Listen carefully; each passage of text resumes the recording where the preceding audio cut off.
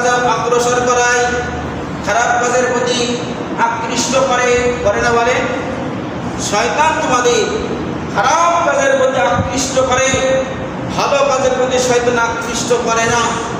শয়তান বলছে তুই বেনামাজির সাথে চল, খাবে সব কিছু কর, তুই নামাজ পড়িস নে, তুই সুদ খা, ঘুষ খা, সব কিছু খা, তুই মানুষকে গালি দে, তুই বউকে গালি দে, বউকে মা। শয়তান এই কুমন্ত্রণায় ঘুরে দেয় অভালো অন্যায় কাজে শয়তান মানুষকে আকৃষ্ট করে।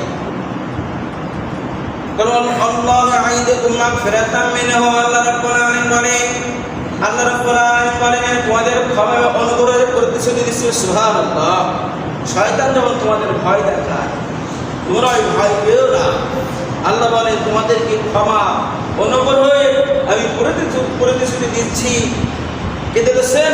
আল্লাহ।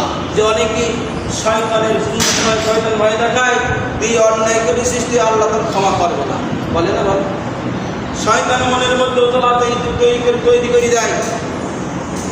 এই জন্য আমরা শয়তানকে ভয় করবো না, দারিদ্র্য ভয় করবো না। কারণ বিশ্বনবী বলে দারিদ্র্যের মধ্যে আল্লাহর আনুগত্য বেশি হয়, আল্লাহর শুকরিয়া বেশি হয়। এর মধ্যে দারিদ্র্যের মধ্যে, অভাবের মধ্যে যখন মানুষ সুখে থাকে, ওয়াপানিত টাকা হয়ে যায়, তখন আল্লাহকে ভুলে যায়, আল্লাহর আনুগত্য করতে ভুলে যায়। আর যখন মানুষ অভাবে থাকে, তারা আল্লাহর আনুগত্য করে, আল্লাহকে ডাকে। বিষ্ণু বলে দুই ব্যক্তিকে আল্লাহ রাব্বুল আলামিন জান্নাত দিয়েছে। জান্নাত দেওয়ার পরে এক ব্যক্তি অনেক আগে জান্নাতে চলে গিয়েছে এবং এক ব্যক্তি দাঁড়িয়ে আছে। দীর্ঘক্ষণ পরে ওই ব্যক্তি জান্নাতে গিয়েছে। প্রথম যে ব্যক্তি জান্নাতে গিয়েছে এবং জিজ্ঞাসা করছেন, ভাই তোমার এত দেরি কেন, এত সময় লাগলো কেন? তখন ওই ব্যক্তি বললেন যে আল্লাহর কাছে আমার যে সম্পত্তি আছে, যে অর্থ আছে, তার হিসাব দিতে দিতে আমার এই সময় চলে গিয়েছে। কি বলছেন এখানে? যে আমার যে সম্পদ আছে, এই সম্পদের হিসাব দিতে দিতে আমার সময় পার হয়ে গেছে।